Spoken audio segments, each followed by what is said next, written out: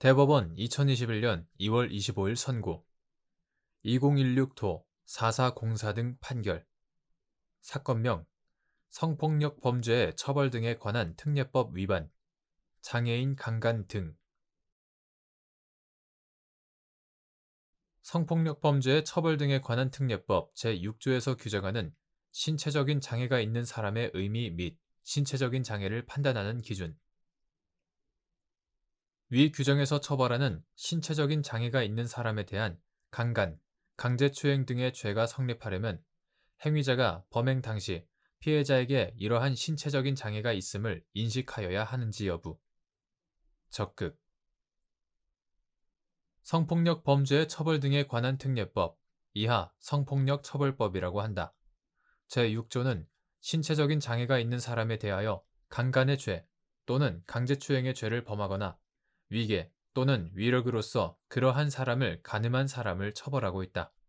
2010년 4월 15일 제정된 당초의 성폭력처벌법 제6조는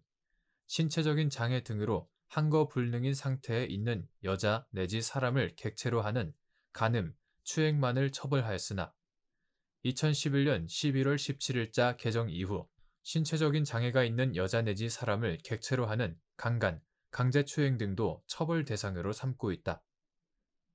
이러한 개정 취지는 성폭력에 대한 인지능력, 항거능력, 대처능력 등이 비장애인보다 낮은 장애인을 보호하기 위하여 장애인에 대한 성폭력 범죄를 가중 처벌하는 데 있다. 장애인복지법 제2조는 장애인을 신체적, 정신적 장애로 오랫동안 일상생활이나 사회생활에서 상당한 제약을 받는 자라고 규정하고 있고 성폭력처벌법과 유사하게 장애인에 대한 성폭력 범행의 특칙을 두고 있는 아동, 청소년의 성보호에 관한 법률 제8조는 장애인 복지법상 장애인 개념을 그대로 가져와 장애 아동, 청소년의 의미를 밝히고 있다. 장애인 차별 금지 및 권리 구제 등에 관한 법률 제2조는 장애를 신체적, 정신적 손상 또는 기능 상실이 장기간에 걸쳐 개인의 일상 또는 사회생활에 상당한 제약을 초래하는 상태라고 규정하면서 그러한 장애가 있는 사람을 장애인이라고 규정하고 있다. 이와 같은 관련 규정의 내용을 종합하면 성폭력처벌법 제6조에서 규정하는 신체적인 장애가 있는 사람이란 신체적 기능이나 구조 등의 문제로 일상생활이나 사회생활에서 상당한 제약을 받는 사람을 의미한다고 해석할 수 있다. 한편 장애와 관련된 피해자의 상태는 개인별로 그 모습과 정도의 차이가 있는데 그러한 모습과 정도가 성폭력처벌법 제6조에서 정한 신체적인 장애를 판단하는 본질적인 요소가 되므로 신체적인 장애를 판단함에 있어서는 해당 피해자의 상태가 충분히 고려되어야 하고 비장애인의 시각과 기준에서 피해자의 상태를 판단하여 장애가 없다고 쉽게 단정해서는 안 된다. 아울러 본 죄가 성립하려면 행위자도 범행 당시 피해자에게 이러한 신체적인 장애가 있음을 인식하여야 한다.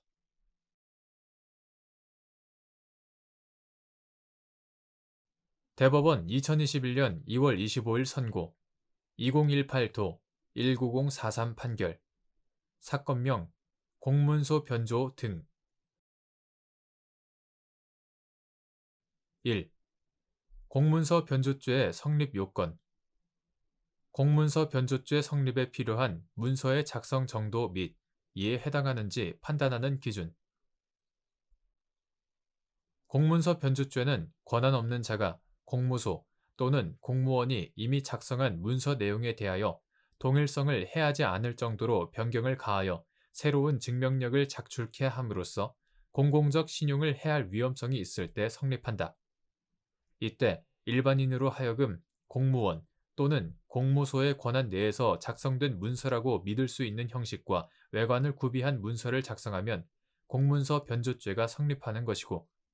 일반인으로 하여금 공무원 또는 공무소의 권한 내에서 작성된 문서라고 믿게 할 수 있는지 여부는 그 문서의 형식과 외관은 물론 그 문서의 작성 경위, 종류, 내용 및 일반 거래에 있어서 그 문서가 가지는 기능 등 여러 가지 사정을 종합적으로 고려하여 판단하여야 한다. 2. 피고인이 인터넷을 통하여 열람, 출력한 등기사항 전부 증명서 하단의 열람 일시 부분을 수정 테이프로 지우고 복사해 두었다가 이를 타인에게 교부하여 공문서 변조 및 변조 공문서 행사로 기소된 사안에서 피고인이 등기사항 전부 증명서의 열람 일시를 삭제하여 복사한 행위는 등기사항 전부 증명서가 나타내는 권리, 사실관계와 다른 새로운 증명력을 가진 문서를 만든 것에 해당하고 그로 인하여 공공적 신용을 해할 위험성도 발생하였다고 한 사례. 피고인이 인터넷을 통하여 열람, 출력한 등기사항 전부 증명서 하단의 열람 일시 부분을 수정 테이프로 지우고 복사해 두었다가 이를 타인에게 교부하여 공문서 변조 및 변조 공문서 행사로 기소된 사안에서 등기사항 전부 증명서의 열람 일시는 등기부상 권리관계의 기준 일시를 나타내는 역할을 하는 것으로서 권리관계나 사실관계의 증명에서 중요한 부분에 해당하고 열람 일시의 기재가 있어 그 일시를 기준으로 한 부동산의 권리관계를 증명하는 등기사항 전부 증명서와 열람 일시의 기재가 없어 부동산의 권리관계를 증명하는 기준 시점이 표시되지 않은 등기사항 전부 증명서 사이에는 증명하는 사실이나 증명력에 분명한 차이가 있는 점,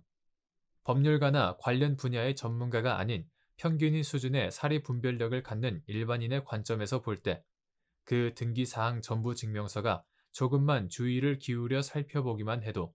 그 열람 일시가 삭제된 것임을 쉽게 알아볼 수 있을 정도로 공문서로서의 형식과 외관을 갖추지 못했다고 보기 어려운 점을 종합하면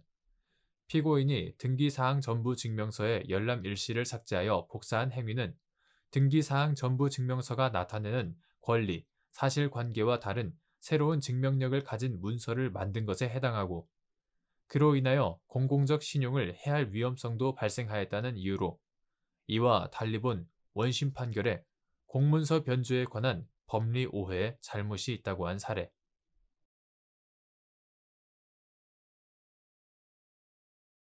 대법원 2021년 2월 25일 선고 2020도 3694 판결 사건명 상습폭행 인정된 죄명 폭행 등 1. 공소시효를 정지, 연장, 배제하는 특례 조항을 신설하면서 소급 적용에 관한 명시적인 경과 규정을 두지 않은 경우 그 조항을 소급하여 적용할 수 있는지 판단하는 방법. 공소시효를 정지, 연장, 배제하는 특례 조항을 신설하면서 소급 적용에 관한 명시적인 경과 규정을 두지 않은 경우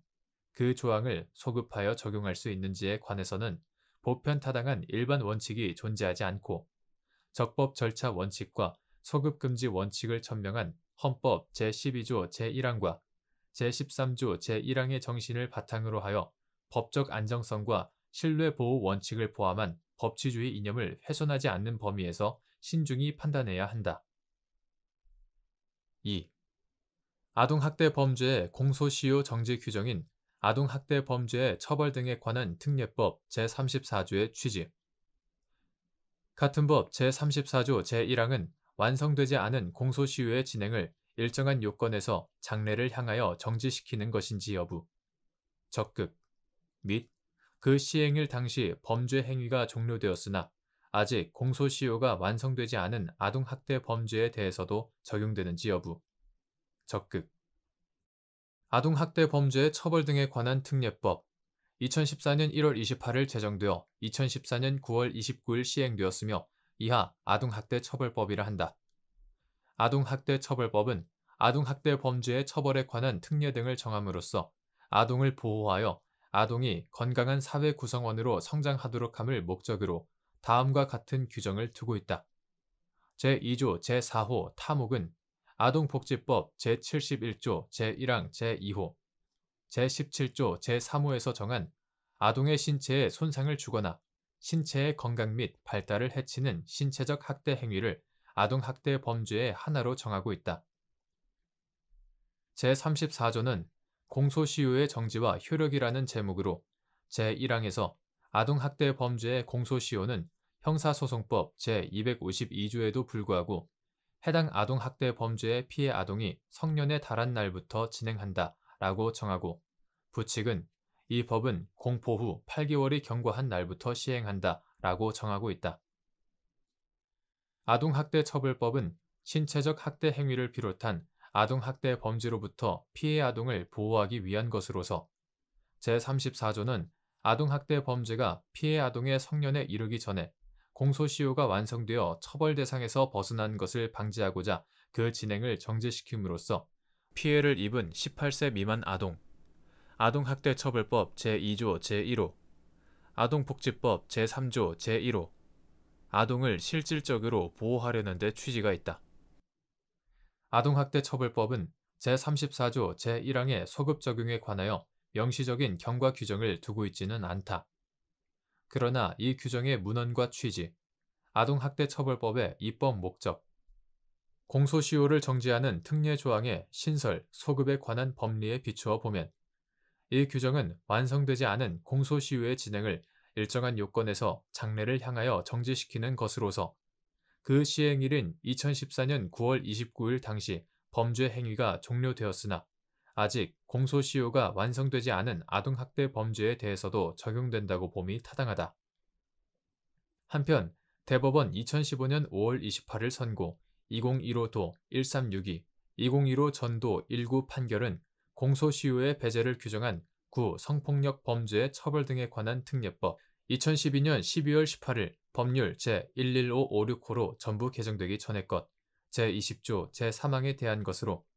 공소시효의 적용을 영구적으로 배제하는 것이 아니고 공소시효의 진행을 장래에 향하여 정지시키는 데 불과한 아동학대처벌법 제34조 제1항에 위와 같은 해석, 적용에 방해가 되지 않는다.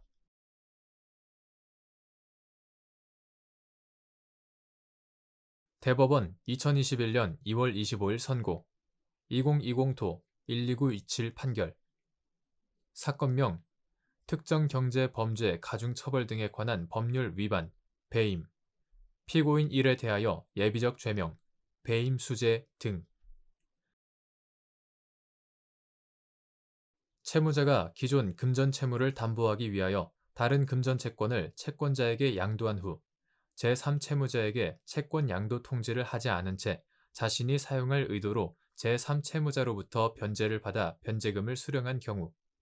채권자와의 위탁 신임 관계에 의하여 채권자를 위해 위 변제금을 보관하는 지위에 있는지 여부, 소급 및 채무자가 이를 임의로 소비하면 횡령죄가 성립하는지 여부, 소급 채무자가 기존 금전 채무를 담보하기 위하여 다른 금전 채권을 채권자에게 양도하는 경우 채무자가 채권자에 대하여 부담하는 담보 목적 채권의 담보 가치를 유지, 보존할 의무는 채권 양도 담보 계약에 따라 부담하게 된 채무의 한 내용에 불과하다. 또한 통상의 채권 양도 계약은 그 자체가 채권자 지위의 이전을 내용으로 하는 주된 계약이고